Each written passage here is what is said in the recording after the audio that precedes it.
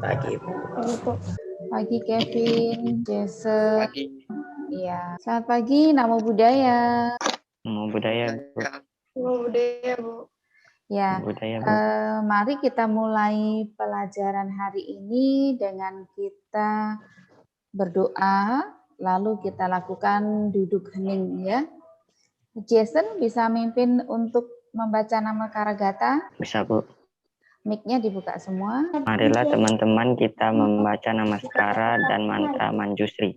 Mari sebelum mulai kita lakukan duduk hening terlebih dahulu. Duduk dengan tegap, letakkan tangan di pangkuan, pejamkan mata, lalu kita tarik napas perlahan, hembuskan perlahan. Ya, tarik napas, hembuskan napas. Saat menarik napas, katakan dalam hati, aku tahu. Hembuskan napas, aku tahu. Tarik napas, aku tenang. Hembuskan napas, aku bahagia. Lakukan beberapa saat hingga kita merasa tenang.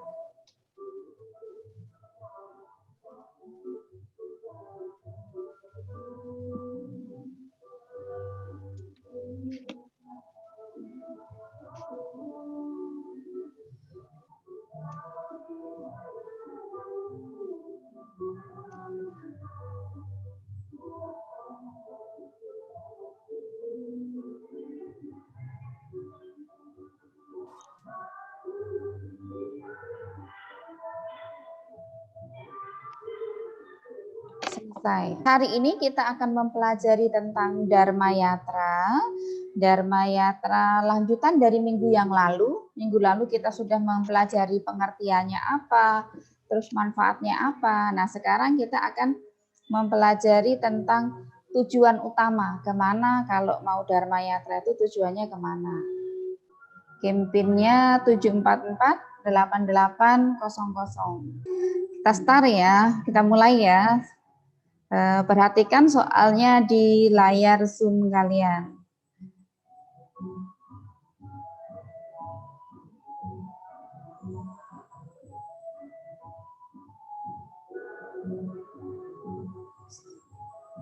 Nah, 2, 1. Oke, sudah ada 4 orang menjawab semuanya. Jawaban yang betul adalah Dharma Yatra. Ada 1 orang yang salah, siapa tuh? 7 dari 10 soal. Apa yang dilakukan? Meditasi, puja bakti, atau beli cindera mata? Oke, betul semua. Ay, pandai ini. Yorin menyusul letak bot gaya. Yuk, 3. Betul semua? Iya, di India. Oh, nggak ada yang jawab malah. Oke. Jadi Fiorin ketiga. Selamat juaranya. Alek kedua dan Firsa yang pertama. Deng deng deng. Oke. Ibu harap itu bisa jadi pemanasan ya. Nah, coba untuk pemanasan kita peregangan dulu. Kalau misalnya Ibu bertanya jawabannya tidak, regangkan ke depan. Kalau Ibu bertanya jawabannya iya, regangkan ke atas. Biar ngantuknya hilang ya. Ada kelihatan masih sedikit ngantuk-ngantuk. Apakah kalian sudah sarapan? Jawabannya, apakah kalian sudah sarapan? Kalau Ibu belum. Belum ada yang sarapan ini. Ivan juga belum sarapan. Javier, Alex. Sudah. Kalau sudah jawabnya begini. Oke. Apakah tadi pagi bangun tidur sampai hari ini sudah tersenyum?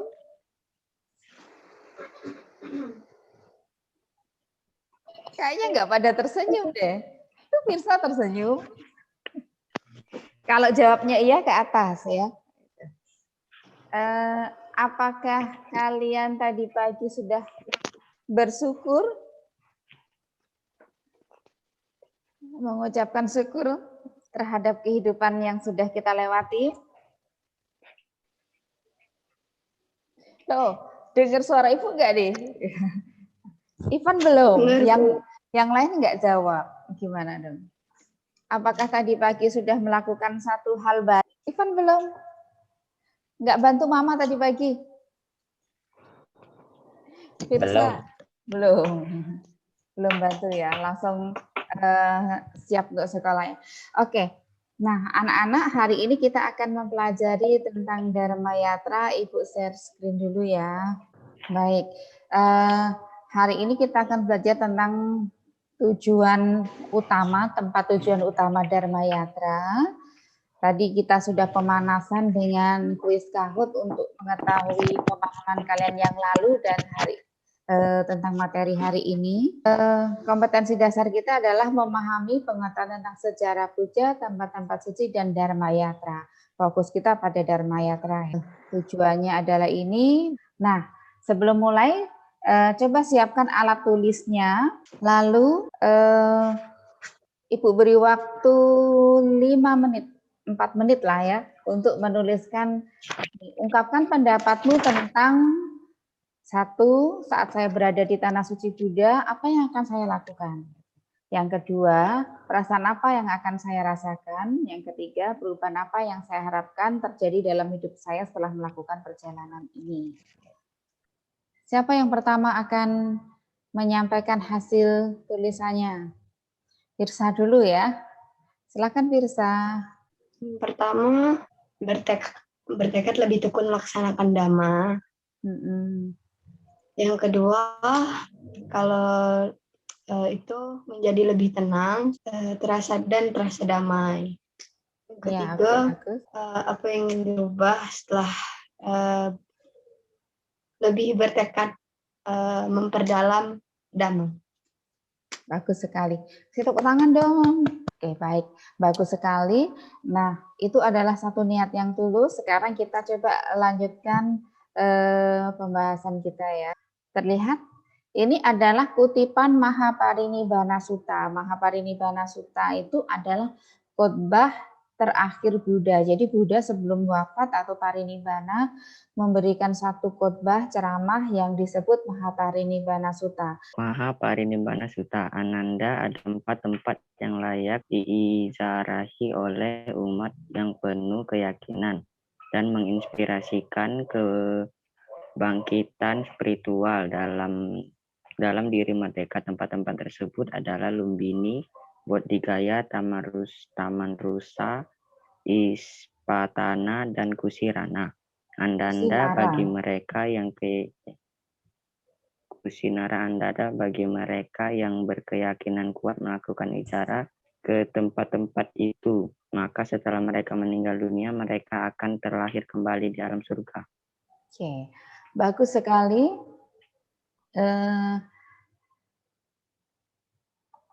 Nah, sekarang setelah ini coba kita diskusikan ini. Yang pertama, berdasarkan sabda Buddha tersebut yang tadi dibaca oleh Jason, di manakah tempat tujuan Dharma Yatra? Jason? Di Lumbini. Di mana lagi? Boleh menjawab semuanya ya. Taman Rusa, Ispana, dan Kusirana. Kusinara. Coba dibaca yang betul. Ada 4, Bu. Kusinara.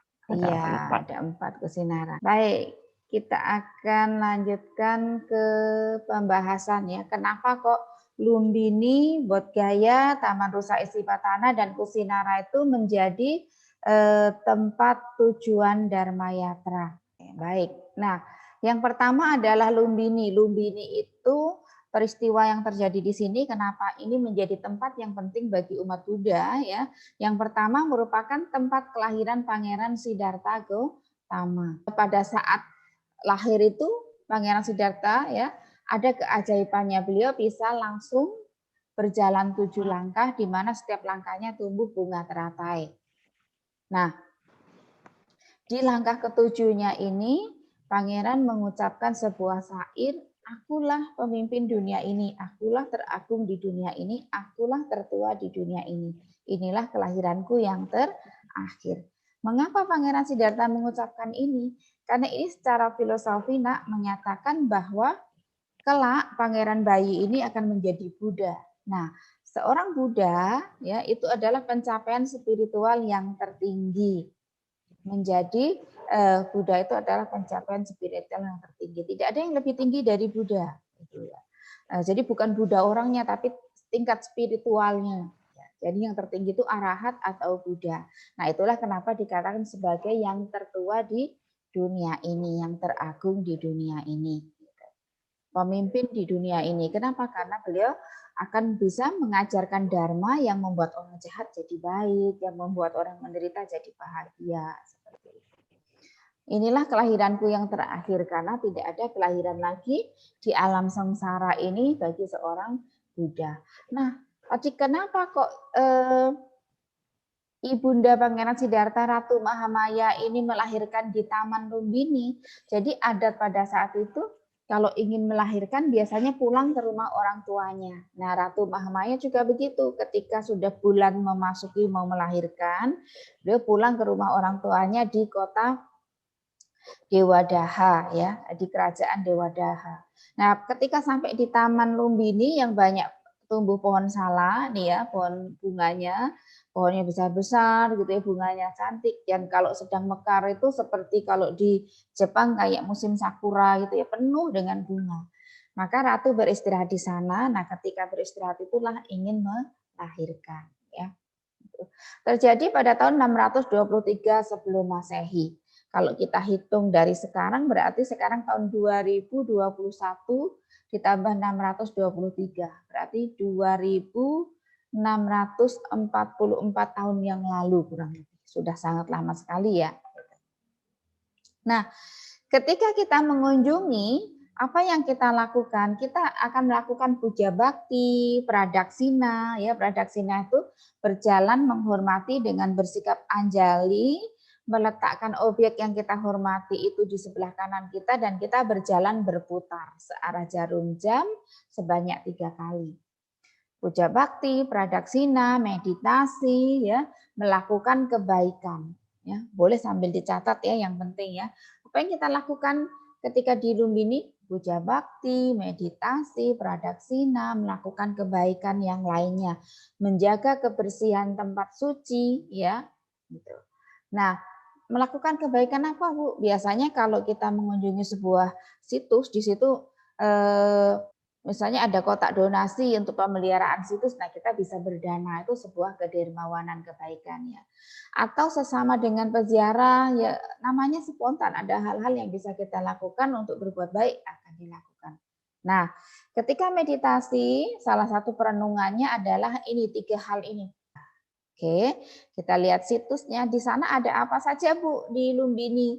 Nah di Lumbini ini ada namanya pilar Asoka atau disebut juga dengan pilar Luminde, tingginya 22 kaki kurang lebih. Nah, di sekitar sini ada pagar, lalu ada kain-kain diletakkan. Apa maksudnya, Bu? Ini bagi orang India dan sekitar India, itu ada tradisi kalau mereka berdoa, mereka akan mengikatkan kain sebagai simbol harapan semoga doanya bisa terkabul. Lalu ini pertanyaan yang tadi ya, wihara apa yang didedikasikan atau dipersembahkan untuk Ibunda Bodhisattva atau Ibunda Pangeran Siddhartha? Namanya Wihara Mahamaya.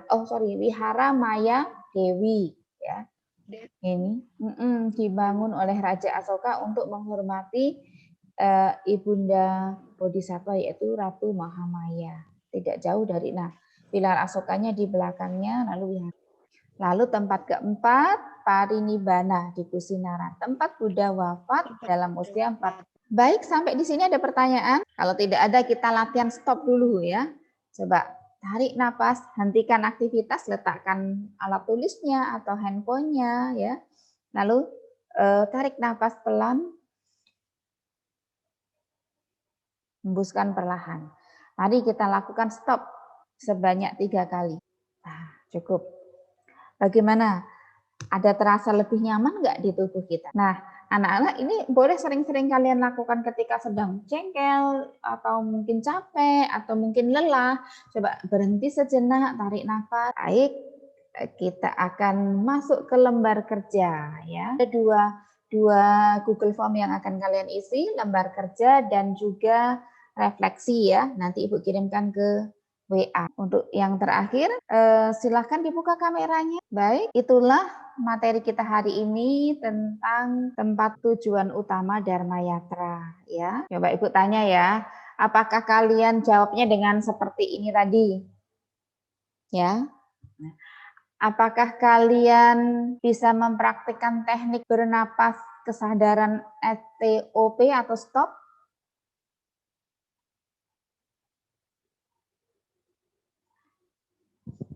Apakah kalian ingat 4 tempat tujuan Dharma Yatra? 1, 2, 3. Oke, terima kasih. Ini pada ragu-ragu nggak apa-apa, Pak. Nggak selalu harus ingat. Ya. Nah, baiklah. Demikian tuh hari ini. Setelah ini kita lanjutkan di WA dengan mengisi refleksi melalui Google Form ya. Terima kasih. Oh ya, ada satu tugas membuat brosur Dharma Yatra. Petunjuk selanjutnya diberikan di grup WA. Baik, kita akhiri pertemuan hari ini dengan melakukan duduk hening. Duduk dengan tegap, pejamkan mata, tarik napas, katakan dalam hati, aku tahu. Hembuskan napas, aku tahu. Tarik napas, aku tenang. Hembuskan napas, aku bahagia. Lakukan beberapa saat.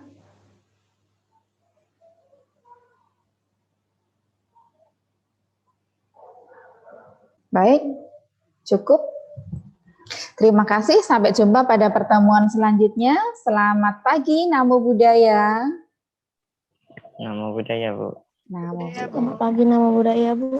Namo Buddhaya. Oke, boleh lead kelasnya. Saya sangat antusias dalam merencanakan dan melaksanakan pembelajaran dengan mengintegrasikan kompetensi sosial emosional dan pembelajaran berdiferensiasi. Apa yang saya pelajari dalam pembelajaran sosial emosional menguatkan saya untuk lebih mantap lagi dalam melaksanakan apa yang selama ini saya lakukan. Saya percaya bahwa kemampuan mengendalikan emosi diri harus dilatih sejak dini. Selama ini, sebelum memulai pembelajaran, saya menerapkan yang namanya duduk hening. Hal ini dalam pembelajaran sosial emosional disebut sebagai mindfulness breathing. Bagaimana murid kita ajak untuk duduk, hening, memejamkan mata, melepaskan aktivitas, menarik napas masuk perlahan, menghembuskan napas secara perlahan selama beberapa saat, kurang lebih 2-3 menit. Ini sangat efektif bagaimana bisa meredam emosi-emosi murid sehingga ia lebih siap di dalam pembelajaran. Penerapan pembelajaran diferensiasi memberi peluang saya untuk mendesain pembelajaran yang mengakomodasi murid, pembelajaran yang mengutamakan murid, memberi pembelajaran yang bermakna dan menyenangkan karena semua gaya belajar murid terakomodasi. Makna penerapan pembelajaran ini bagi murid akan terbiasa dan terlatih sehingga kemampuan sosial emosionalnya dapat berkembang yang tentunya akan sangat bermanfaat bagi kehidupan mereka di masa mendatang. Penerapan pembelajaran diferensiasi ini membuat murid lebih antusias dalam belajar karena gaya belajarnya terakomodasi dengan baik. Dengan kita mendesain pembelajaran yang mendiferensiasi proses, mendiferensiasi konten, dan mendiferensiasi produk yang dihasilkan oleh murid. Bagi saya pribadi sebagai guru, pembelajaran ini terasa meringankan langkah saya menuju kelas. Karena setelah mempelajari pembelajaran sosial emosional dan pembelajaran berdiferensiasi telah merubah paradigma saya terhadap murid. Saya bisa merencanakan dan meletakkan target yang lebih realistis sesuai dengan kondisi dan keadaan murid. Perbaikan pembelajaran yang mesti saya lakukan di masa mendatang yaitu bagaimana membuat murid menjadi lebih aktif dan memiliki kepercayaan diri dalam mengungkapkan pendapat. Juga bagaimana melatih saya sebagai seorang guru bisa mendengarkan secara aktif terhadap kebutuhan-kebutuhan murid, sehingga pembelajaran yang terjadi adalah pembelajaran yang benar-benar mengutamakan kebutuhan murid-murid kita.